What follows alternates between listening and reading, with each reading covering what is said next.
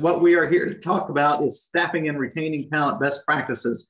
So welcome to Future Forward. It is our virtual conference produced by Untitled Accountant and sponsored by Davo, by Avalera, Swissnet, and Tech Guru. So we certainly want to say thank you to our sponsors. My name is Gary DeHart. I am the host, and Cindy Bohn and Elizabeth Manso are really your subject matter experts here. I'm just here to kind of guide the conversation a little bit. I'm going to have them introduce themselves in just a minute while I go, after I get through some of this housekeeping items.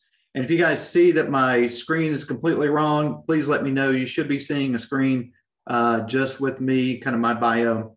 And as I said, Gary DeHart, the publisher and managing partner of Insightful Accountant, also the host of Accounting Insiders podcast and host of today's session, well, really of Future Forward itself. So our learning objectives, what are we talking about? We want to, and we're going to share actionable plans for addressing the challenges of hiring and working with domestic and international talent, how to structure and effectively manage remote and hybrid teams, engaging activities you can use to motivate and retain your staff. That's got to be difficult with people all over the country.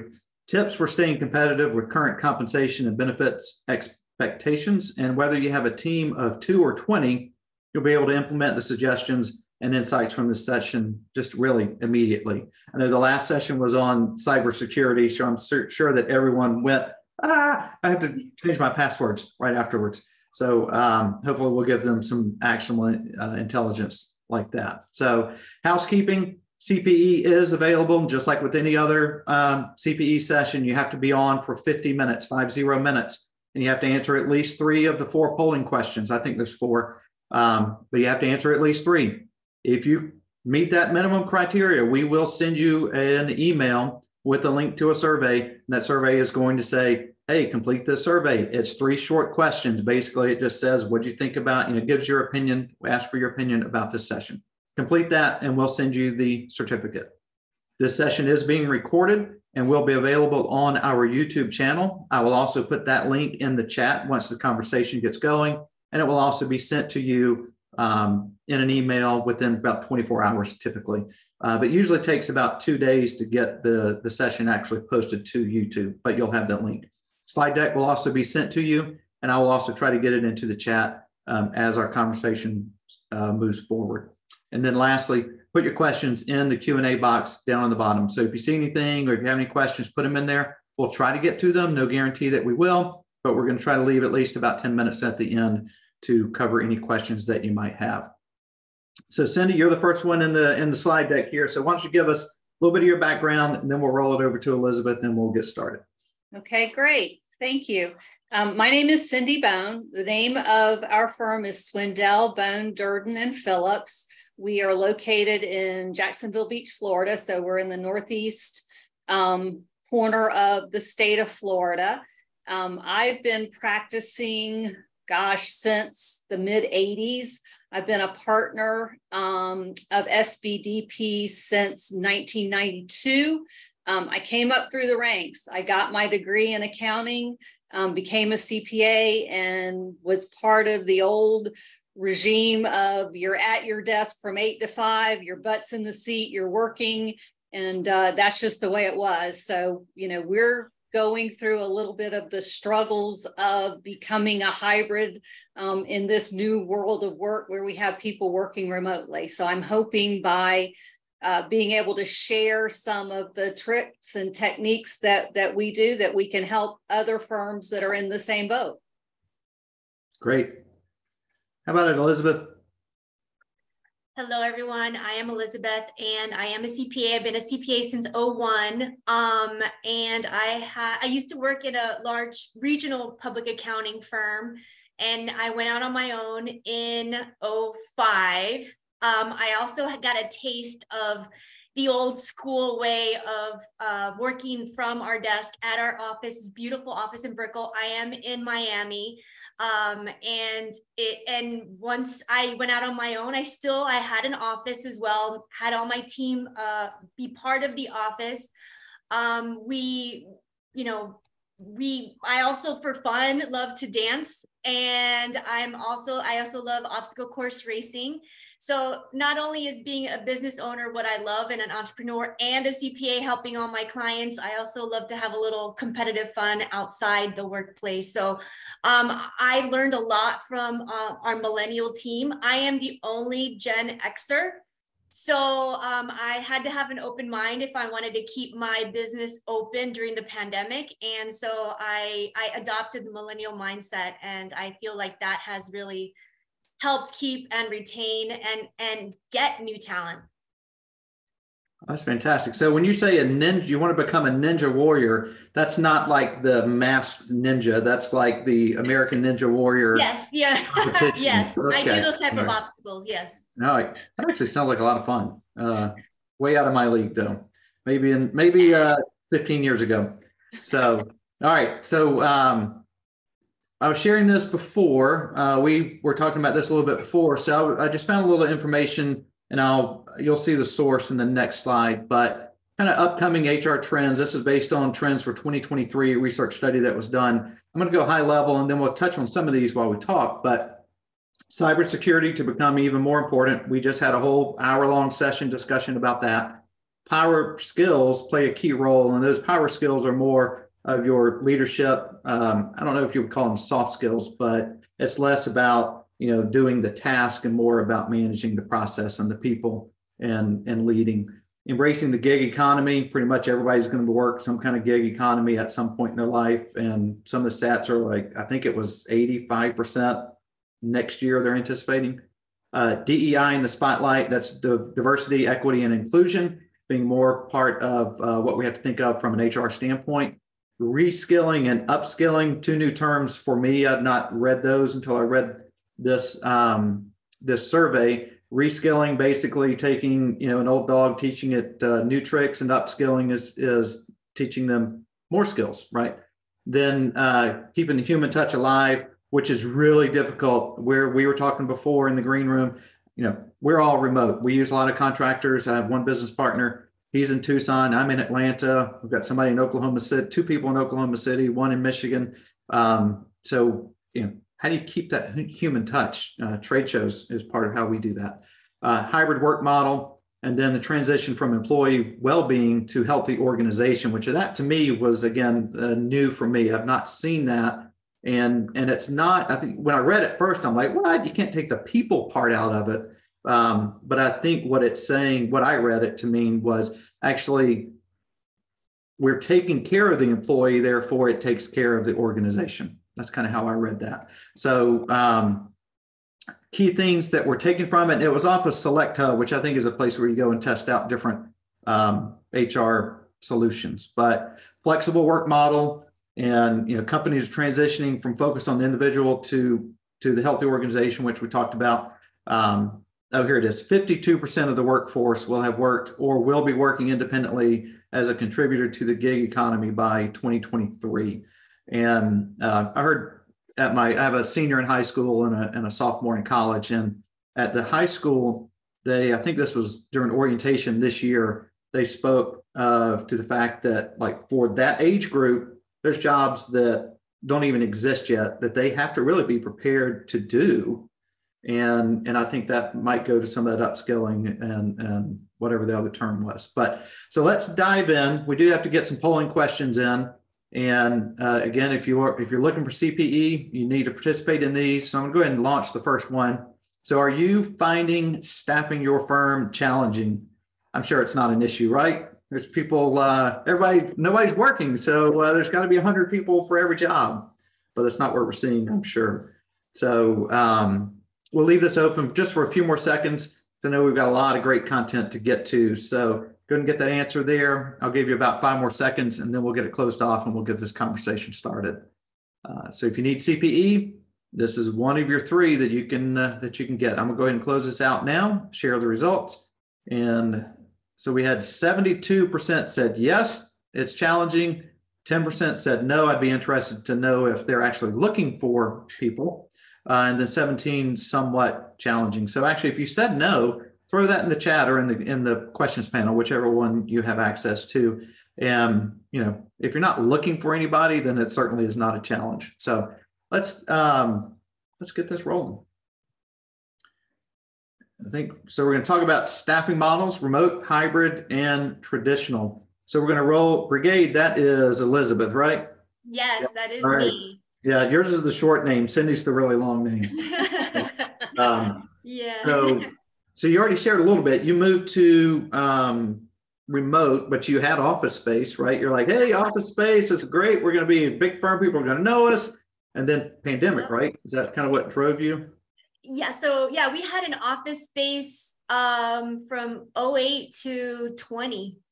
So a bunch of years. And what ended up happening is, I've been kind of seeing the trend of working remotely, like sporadically. And I created a vision in my head.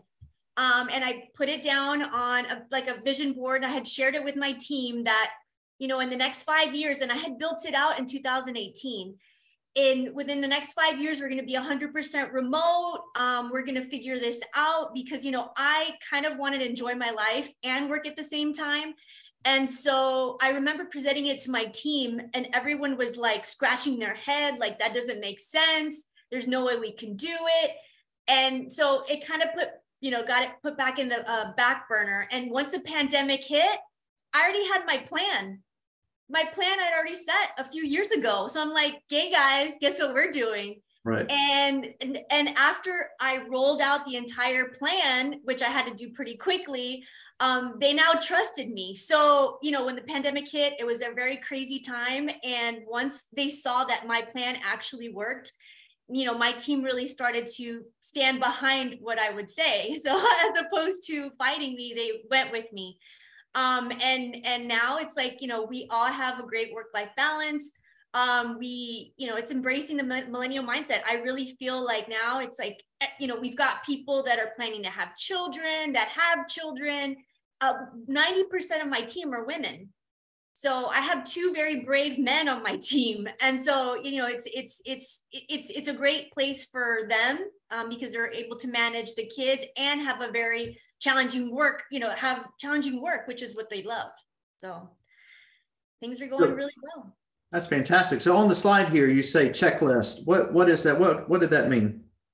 So of course, being accountants, once we decided to go fully remote, the first thing we did is have a checklist policy.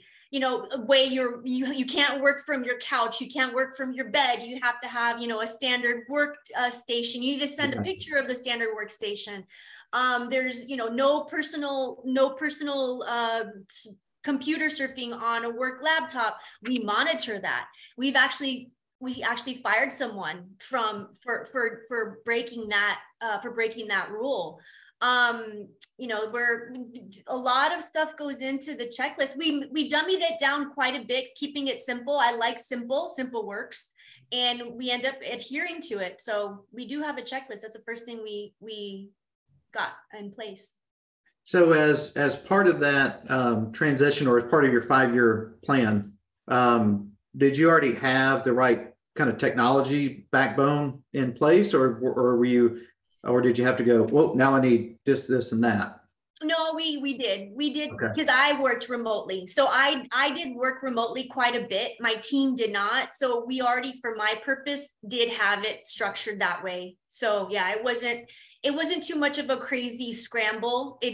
We put in place the monitoring system for the computers. That's what we did. And the monitoring system takes snapshots every 5 minutes of the computer screen. So we're able to, if we needed to, look at each snapshot. Gotcha. Okay. Let's talk a little bit about your staffing structure. Yes.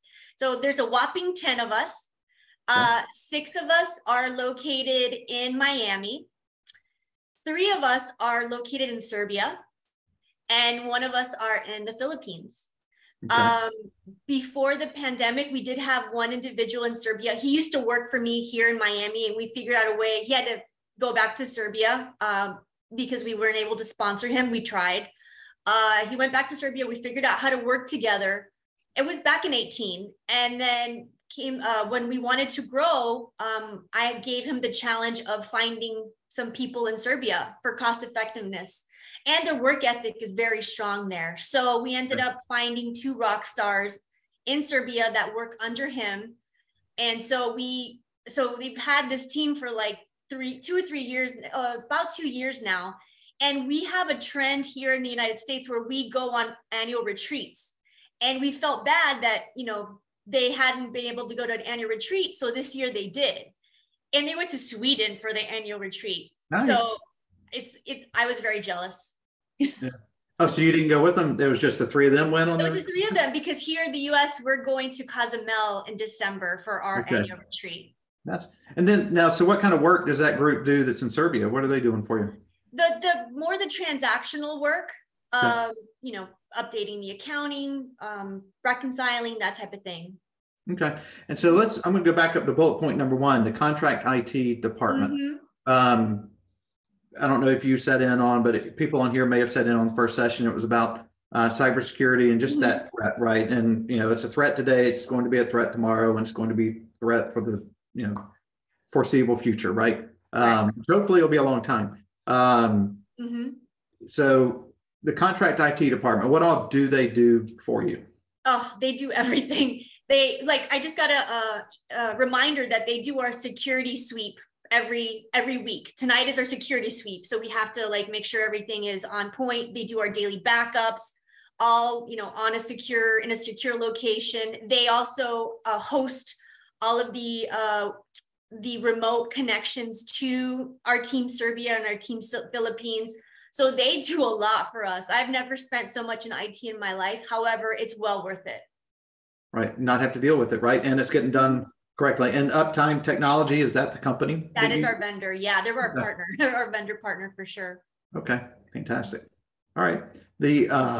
Well, hold on. Actually, you talk about pay scale. So before pandemic trouble with deadlines, what was that reference? Oh yeah. So we do pretty much the bookkeeping and accounting for all of our clients. And we set a date before the pandemic to get all financial reports done by the 25th of the following month. Okay. And we were having trouble meeting that pre-pandemic. And I'm like, I need to solve this ASAP. So what I ended up doing is instilling deadline bonuses. So if you meet if you meet 85% of the fifth day of every month, the next month, if you meet that bonus, you get if you hit that deadline, you get a $500 bonus. And if you hit the 10th of every month, the remaining 15%, you meet that, you get another $300 bonus, let's say. So let me tell you, everybody meets the 5th deadline now and the 10th deadline. Now, the surprise is next year, it's going to be 100% the 5th deadline. So that way to me, it taught me, you just need a little incentive to get things done. Yeah. And it builds team, right? Because everybody's, supporting that same effort. That's fantastic. Yeah. And if you can build that into your budget, right? And pay people, incentivize people. It's almost like ownership, not really ownership, but they're certainly owning the process because they've got, an upside. We all like an upside, right? And what's in it for me? That's right. So, yeah. So Cindy, I think next one, we're going to roll over to you for a minute. So new firm versus old firm. So in the green screen, we were talking, or in the green room, whatever you call it. And you said, you maybe even said it in your bio, just that old school firm is where you came up from and kind of what you were until a couple of years ago, right? Yeah, absolutely. We were definitely old firm. While we had some ability to work from home, it was really just the partner group. We didn't have staff that had the ability to log in remotely. And really and truly, the partner group, they used it to check email. They didn't really do a whole lot of work from home, if you will. Pre-pandemic, in fact, February 1st of 2020, we had cut the ribbon on our brand new remodeled offices. We owned our building. We were a tenant. And as other groups moved out, we slowly took it all over. So we had an 8,000 square foot building that we had just cut the ribbon on February 1st of 2020. Along comes the pandemic. I think it was March the 12th that the mayor of Jacksonville said, hey, if you have the ability to work from home, please, everybody work from home. So literally within 24 hours, we sent 25 people home to work. As I mentioned when we were chatting earlier, in a lot of cases, that meant that they took their computer from their desk in the office to the house and set it up. Now, we've come a long way since then. We do now have the work from home flexibility. Everybody has the ability to log in from home should they want to. We have staff that prefer to work in the office, and so they come to the office every day. I'm one of those that for the most part, I come to the office every day, even though I have a full setup at home. That's caused a couple of troubles for us, or heartburn, if you will. The first thing that it forced us to go truly paperless. We had said that we were less paper, we were not paperless. Well, we still have clients that send us paper.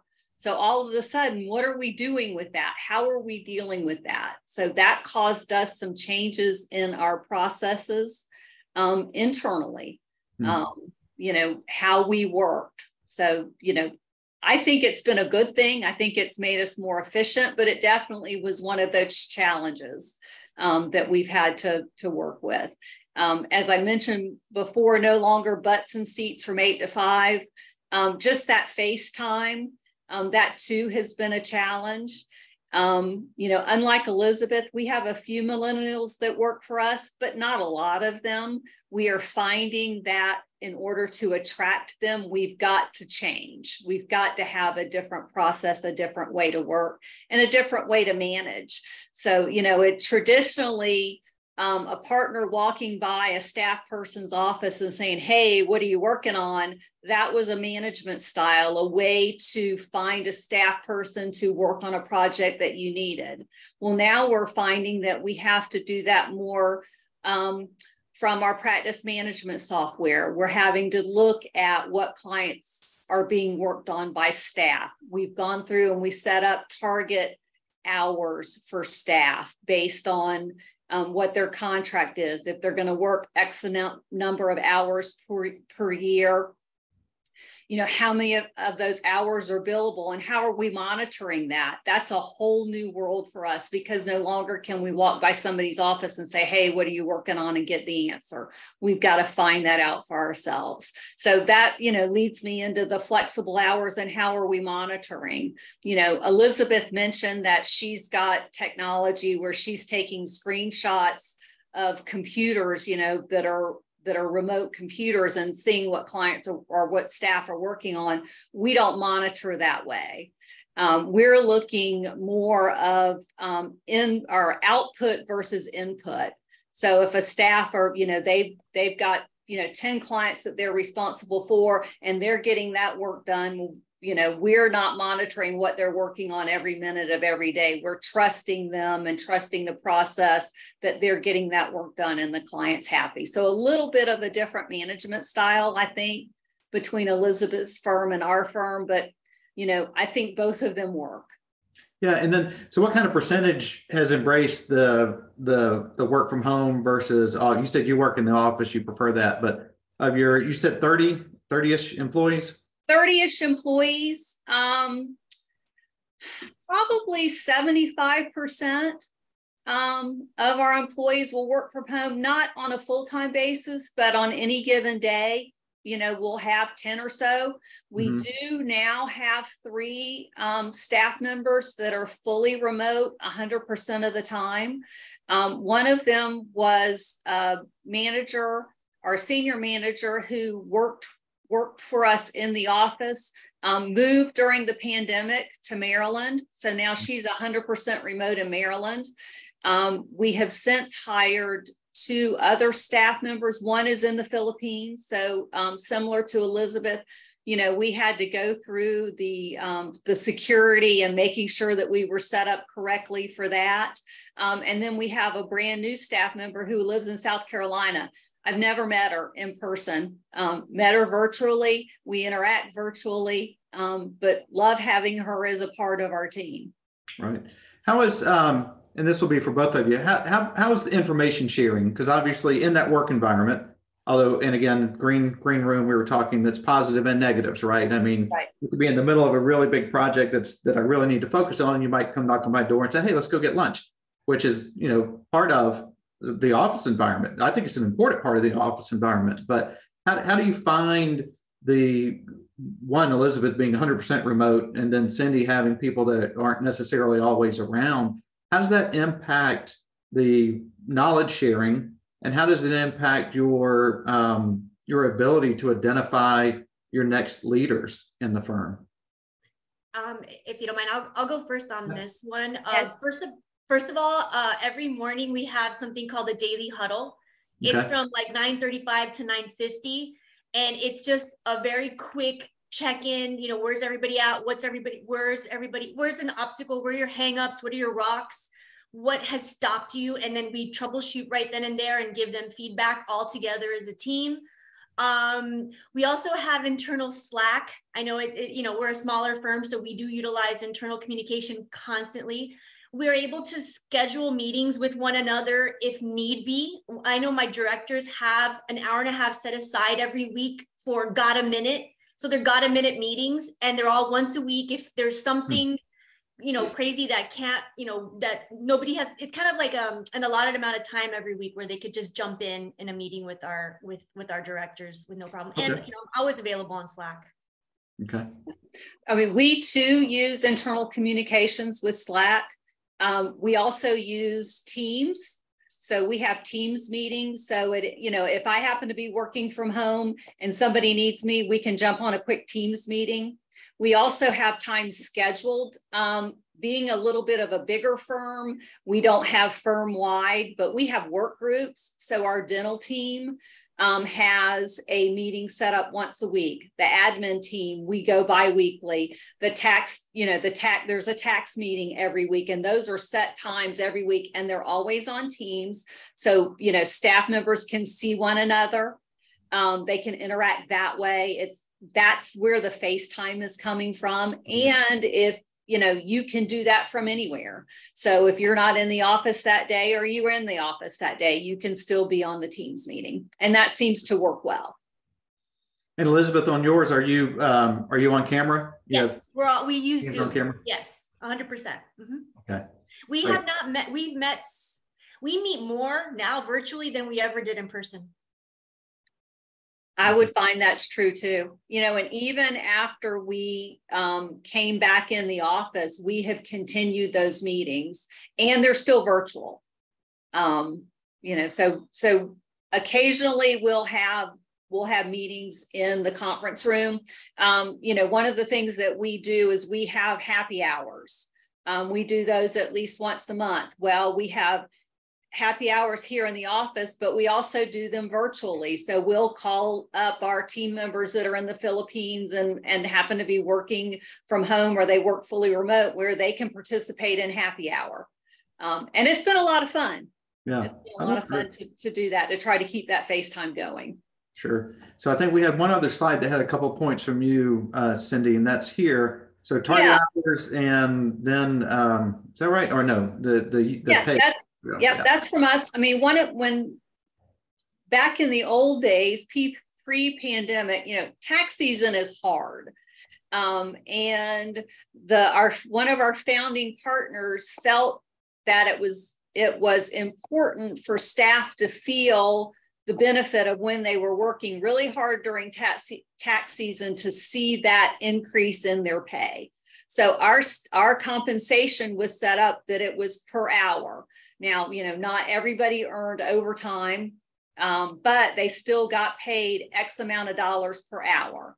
One of the shifts that we've seen is now, millennials, they want to get paid a salary. They want to know their salary is X amount of dollars per year. So we've seen a shift in our pay scale to where now we're moving to a salary. So it's, their same amount, and we pay weekly, as in once a week, not poor.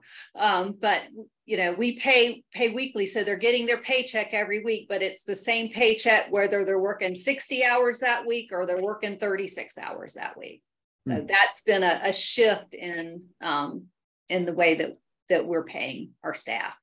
We're very similar. And for us, the brunt of the work is done the first 10 days of every month. That's where they put in most of the work. And then the remaining days of the month, it's a lot less and they get paid the same. Yeah. Okay. Then I think we did have another one here, and that is kind of target hours. Yes. So that's been something that we focused on the last couple of years. We really focused on it during tax season more so than the rest of the year, just because tax season is such a heavy time of year for us. But we're finding that, our staff, they don't want to work 900 hours during tax season anymore. Those first 15 weeks of the year, they don't want to work that hard. Or not work that hard. They don't want to work that much. They want more of a work-life balance. And so, this past year, we've asked staff, okay, how many hours do you want to work during tax season? What does that look like? And so now we have different schedules based on what a staff person wants and needs. Staff person A may say, hey, I only want to work 800 hours during tax season. So that means they work a little bit more the rest of the year to get to their target hours for the year. Staff person B may want to work 900 hours, which means they can pull back to a 36-hour work week the rest of the year.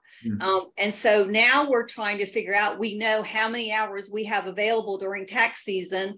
We know how many hours we need to have available because of our client needs, and how do we balance that? So that's one of the challenges that, that we're going to be facing this upcoming filing season, is how do we balance our staff needs versus our client needs? Does it mean that we come out ahead of time and tell clients, hey, we're going to be filing extensions for you this year? That remains to be seen. That's one of the things that we're still wrestling with. How about you, Elizabeth? As George, you were kind of nodding your head like you're kind of similar. I was. And That's my funny. team will laugh because I always say it's about training the client. It's even us, we have we don't prep taxes, but we do have a heavy 1099 season, payroll taxes, all that. And we're already like wrapping our arms around the 1099s already. So it's about training clients, and then the team. I always say, just train the clients, and you can have whatever time off you want. Get your job done. Well, like with my kids, when they were growing up, we did learn pretty early on, as new parents, when they got a little bit older, that you can give them the worst information ever. That you broke their Lego set, but if you prep them for that horrible information, they're like, yeah, whatever, I know, and we found that it worked really well with our oldest. Youngest one, not as much. He's a little more emotional, but the oldest one, he's pretty black and white, and ironically, his name is Gray, but but he's very black and white. But we learned that we could actually teach him, train him, right, to be prepared for that, and we learned how to kind of do that. So same thing with your clients, right? Yeah. So Communication. Yes, key. So you guys did a staff survey? We did. And it was very interesting. The things that we thought were important to staff maybe weren't so important to staff. I'll give you a good example. During tax season, we're open on Saturdays from 9 to 1.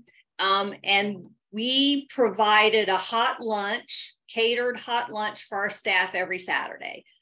As the partner group, we're going, yeah, that's really cool. We love that we're able to do that. Staff, don't you love it? Yeah, they loved it, but it wasn't important to them. They would rather, some of them would say, hey, as much as I like you guys, I'd rather get in on a Saturday, get done what I got, get done, and get the heck out of there, whether you're feeding me lunch or not. It was not one of those things that was important to them. I don't know if you've ever catered lunch for 30 people weekly for 15 weeks, but it's pretty expensive. Yeah. We had and it wasn't Burger King. I mean, we had a chef come in and cook, nutritious hot lunches, and they were wonderful, but the staff, while they appreciated them, it wasn't one of those things that really wowed them, that they really cared as much about as we thought they did. I loved them, but anyway, the other things that we learned is that staff, they want training. They want to learn how to use the software the best way. They want technical training. Our client, or our small business accounting staff, they want to know more about taxes. The tax staff, they want to know more. They want management type training. They want time management skills. They want writing skills, email skills, and other soft skills, things that maybe we don't think so much about, but staff, that came out, which was a surprise to us. I'm happy to say that 94% plus of our staff reported back that they were satisfied or very satisfied with what they do. So they like the type of work that they're doing. Which was important for us to know. And we learned that 100% of our staff reported that, hey, we like the clients we're working with, which is good to know too, because you don't want to force somebody to work with a client that they're not happy to work with. We also found out that staff want to know what their career path is. What's my career path at SBDP? And how does that align with what I thought my career path was? So those were some things that we learned by doing that internal survey, and things that we're still, learning, and that we're still working on implementing some changes. One of the things that we learned is that, hey, staff wanted to be closed fully on Fridays. A couple years ago, we had moved to where we were closing at noon on Fridays. So they were still coming in the office from 8 to 12. Well, as part of the staff survey, we learned that, hey, guys, we'd rather get our 40 hours in Monday through Thursday and have a 3-day weekend. So guess what? We started closing on Fridays, and that's going to be our new model going forward. So I think that was important for our staff to know that, hey, we asked the question, they gave us the answer, and we took action on it. That's fantastic. And we're still training the clients on that. Yeah. So let me throw up a poll question here, and that is how many, let me get it here, how many full-time, I guess E is employee or equivalent, right?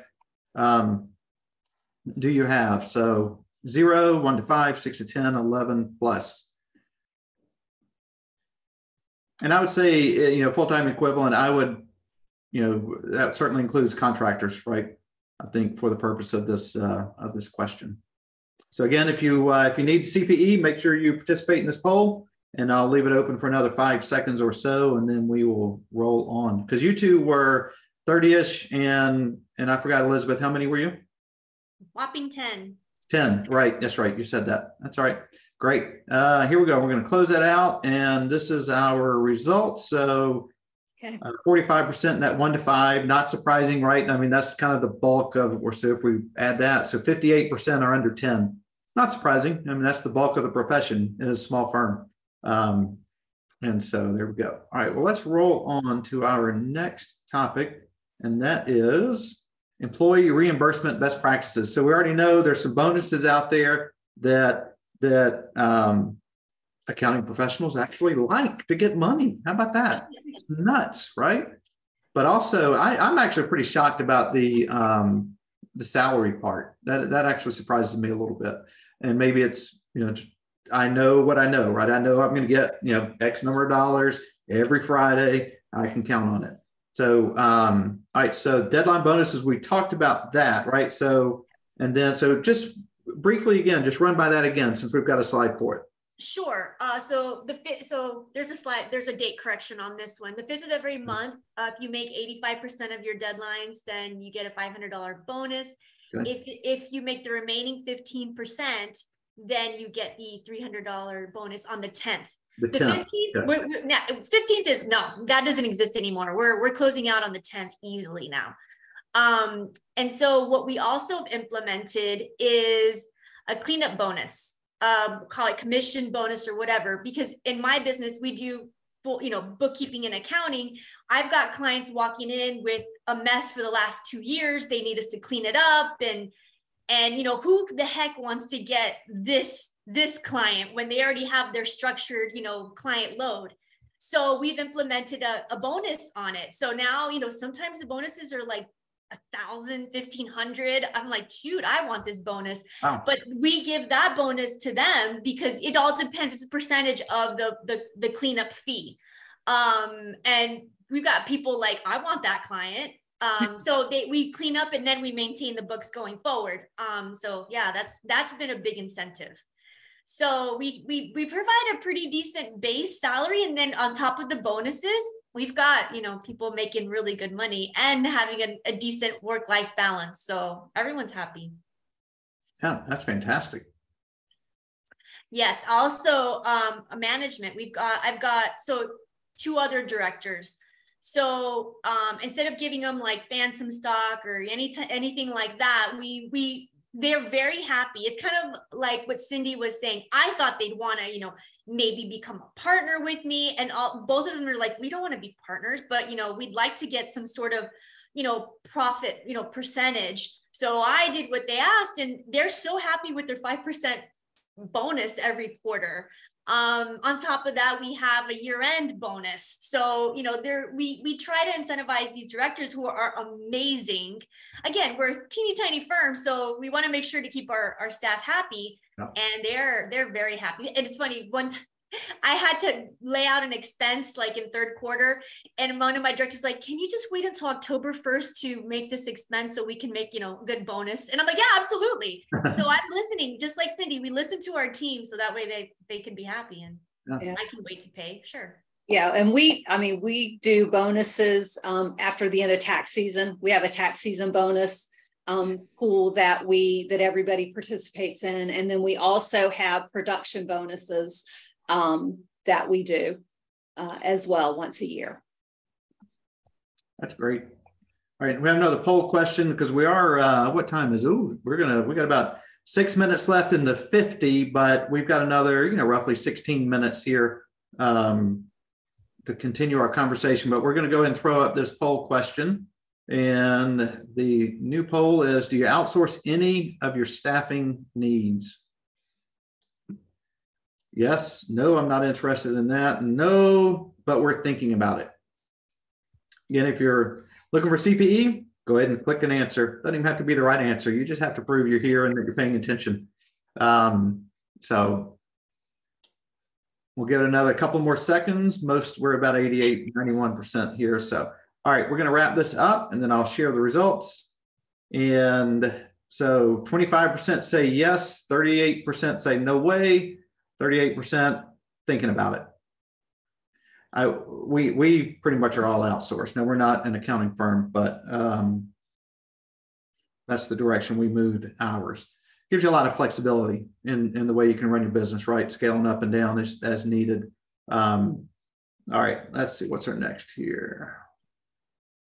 Engagement best practices. Well, one, throwing money at them. Hey, get money. Everybody likes money. Yeah, I like money. Well, and I mean, so really there's right now, although this isn't really engagement, but kind of recap what we've talked about so far, right? Money is important. And you both seem to have learned that your guys like that stability. I like to know what I'm going to make, but I am incentivized by bonus opportunities. And I'm willing to work harder to earn those bonuses, right? To meet whatever your goals are. And flexibility. Flexibility is so big. And, I know the millennials get a bad rap, across the board. Oh, they don't want to work, blah, blah, blah. I don't believe that.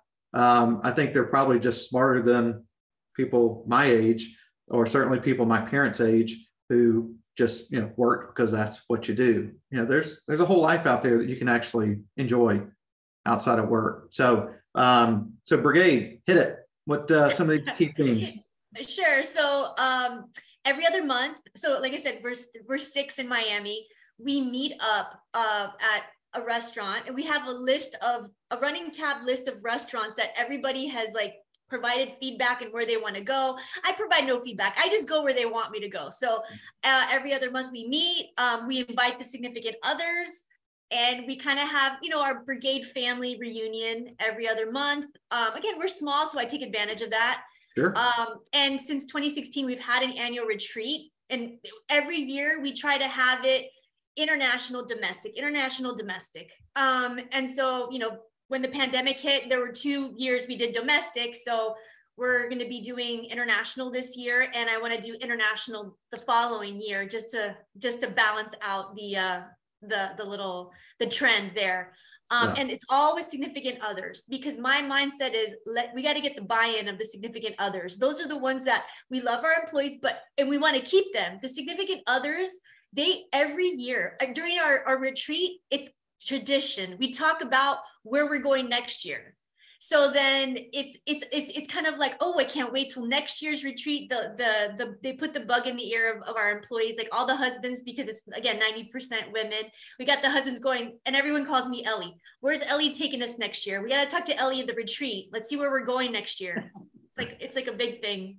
I love it. I'm the retreat committee leader, by the way. I want to go. Yeah, right. Let's go. That's fantastic. Now, Cindy, do you guys do anything like that? That may be on one of the other slides, but yeah, we don't do an annual retreat. I mean, I mentioned earlier we have our monthly happy hours with our staff. We do have a tradition of closing at noon on April 15th.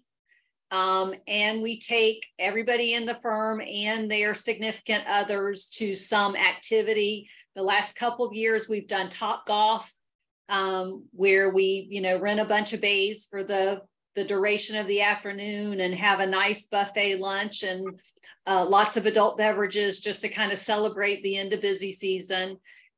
We have an annual holiday party in December that the significant others are invited to. We used to have where the partners would host that, and it would be a big group. And now we've outgrown everybody's houses, so we can't host it at my house or one of the other partners' houses anymore. So we have to go to a restaurant for that. But we do some things that include everybody as well. Not as big as going to Cozumel like Elizabeth's team, but we're a little bit bigger than that. So, but we do what we can. Yeah. Oh, that's fantastic. Do you have a putt shack down there in Jacksonville? We do not. It's indoor putt. It's kind of like a mix between Top Golf, but it's putt, with cocktails and food and what have you. Right. I've seen one. I've not been in one. Although I have a gift card for one here on my desk, which is why I asked. There you go. We have to find one. So. All right, let's, we got a couple of questions. I want to try to get to these before we run out of time. Okay. So let me, unless you two can think of something that is in the presentation that you definitely want to cover, let me just throw a couple of these out. So Brad asked, it's a longer question, so bear with me here. It says, biggest question he and his shareholders have is how to efficiently train new staff in a remote environment. In-person culture, gets new staff to learn, how to work and pick up work easier when not busy. But how do you overcome new staff training and work culture when I'm in Atlanta and somebody's in New Mexico, right? How do you do that? I mean, whenever you want to take that one on. Sure. I know for us, when we bring on a new staff, we've got like 2 weeks, the first 2 weeks of their onboarding. We have checklist upon checklist upon checklist of training. There's videos that we've created for training, because the biggest problem when we were in the office is taking the time of a human to do training. So now we've not automated, but we've created videos to help with that. And then we have certain things after to follow up. We have daily check-ins when the team, when the new hire starts after the 2 weeks, and it's with the director, so that way they're kind of like in sync with the team, and again they're part of the daily huddles. So we do recognize the learning curve when someone is starting, so we're trying to get ahead of that. We set goals, 30, 60, 90-day goals for them, as part of, the beginning part of their training, so they know what's in line for them for the next 30, 60, 90 days. So they have some clarity around that. And we have a lot of goals meetings also with the new staff members. Okay. I mean, we also have started with recording some training videos so we can share with new staff as they come on. We've tried to document everything, document the processes. So somebody that is brand new has it written, as well as we have them shadow somebody, and that shadowing can be via Teams. So if a staff person, if somebody's working on the annual accounting or a tax return, they can share their screen with the new person and have that person follow along with them. But I totally understand where that question is coming from. It's a whole different dynamic by them being remote versus being in the office. Right. And I think the power of the video, just recording that, because right now I'm onboarding somebody who's kind of trying to take a lot of the stuff off my plate so I can do more things like this. And it'll be something small, but it takes time, right? Here's the password, here's the link, here's the 82 steps to put this ad on the website. Right. It can take 10 minutes, 5 minutes, run the video, send them that link, and it's usually works. It's usually all we need. So I think the power of video is huge. And so next question here. So what practice management software is she using? I think Cindy may have mentioned something specific to practice management, but we'll ask both of you. What do you use, Cindy?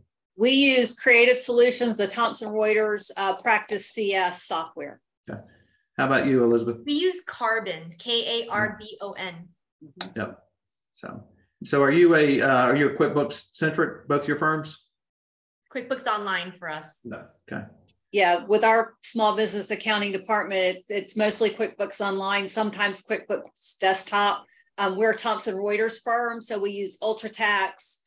We use Accounting CS. We use Workpaper CS, Practice CS, as I mentioned, as well. Right. Okay. So did you find that staff worked more hours when quarantined? Yes. Yes. I actually had to have a couple of conversations with the staff members because they were working way too much. Yeah. It's just not healthy. Nope. And I wonder if that was different across the country. Although you're both in Florida, and Florida was I don't think you were quite as open door as we were in Georgia, but Georgia, I mean, we slowed down, but it was, people still did stuff. I mean, Miami was a party city during the pandemic. No. But still. But they still kind of locked in and worked. Yeah, my team, yeah. They were. Okay. All right. Couple more. I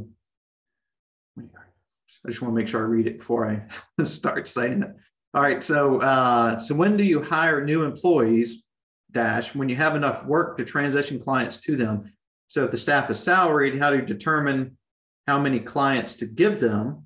Then on client work can vary so much, the monthly level of effort. So how do you decide, all right, we know we've got another, totally making this up, we know we've got at least enough for another half-time employee.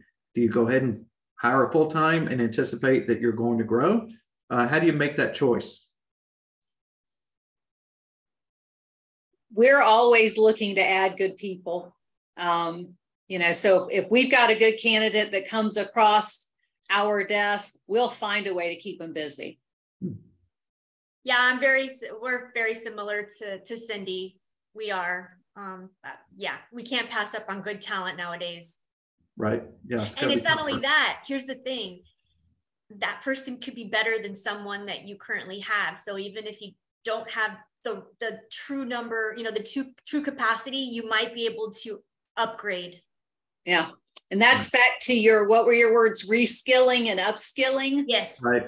So, if you've got a good person, maybe they're not in the right seat on the bus, and you have somebody that comes along that fits that seat, but you want to keep your good person, you find another seat for them. That's right. We've done that. Yeah. Mm-hmm.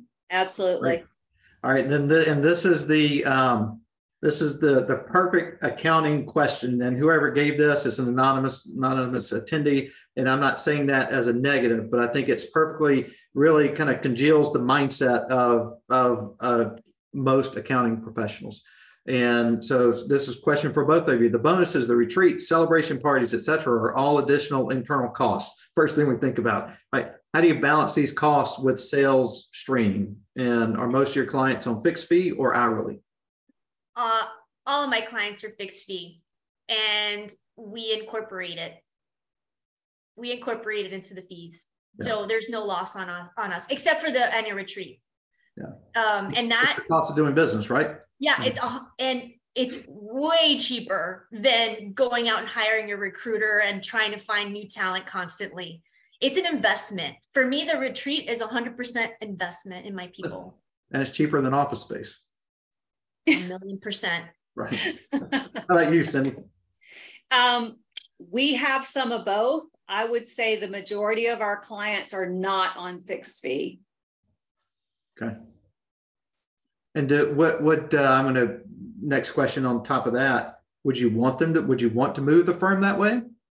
Or have y'all talked about that as a firm, and then not trying to get any, secret information? Right. It kind of depends on what the work is. We have a lot of clients that, not only are we doing their accounting work monthly, quarterly, whatever, we have a lot of advisory services and the advisory aspect of it. And that's the part that's very hard to put a fixed fee on. Gotcha. We certainly can do a fixed fee if we're doing your monthly accounting, or you're preparing your payroll or paying your bills or whatever. That's one component.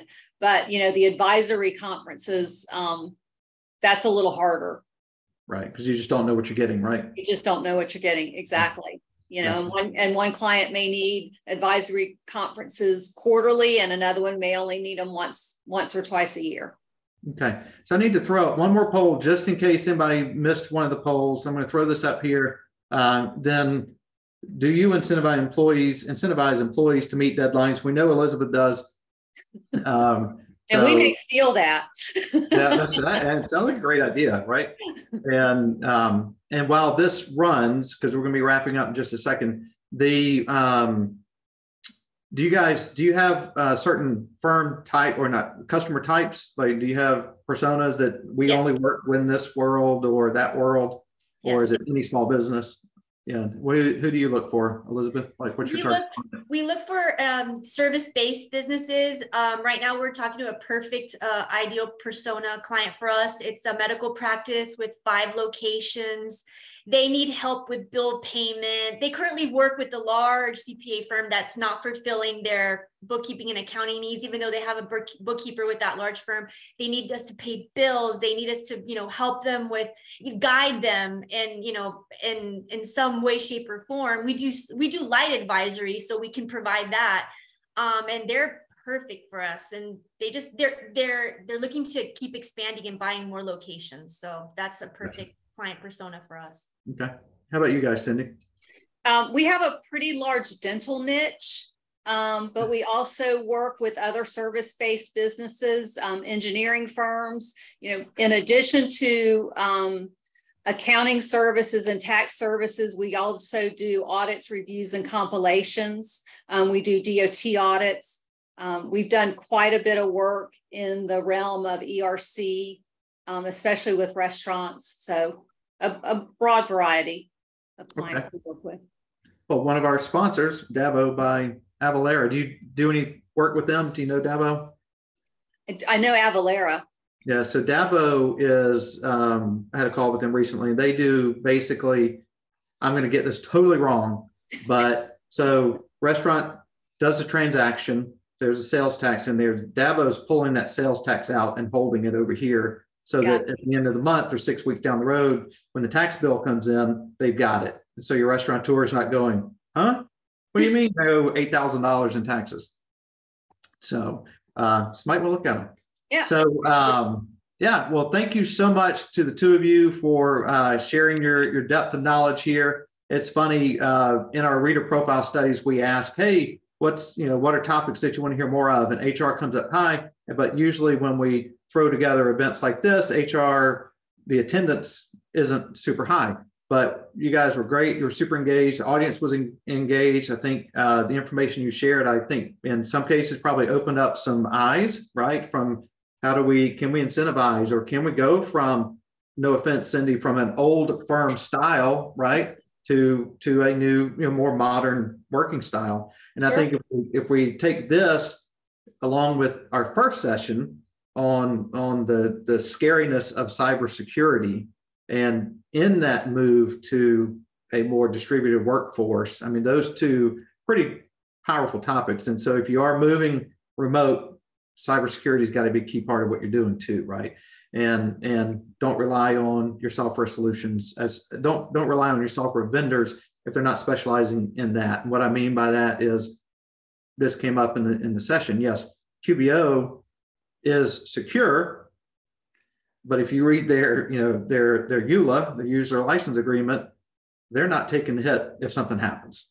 So bring on a strong firm. Elizabeth, yours was, what was the name of the company you use? Uptime Technologies. Uptime Tech. And then Cindy, do you guys have a firm that you outsource to? Some of the We do. We use, it's called iVenture Solutions. Okay, great. And then, well, very good. And then Swissnet actually is one of our other sponsors that they do that as well. So 2 good plugs there. And then Tech Guru is another one, which is our third sponsor. So, all right, we're going to wrap this up. Grab a quick bite before I come back on in about 30 minutes. Cindy, Elizabeth, thank you both very much for your time. Thanks for sharing. Thank you all, everyone who was able to attend today. And this will be posted to YouTube in a couple of days. Thank you. Thank you. Thank you.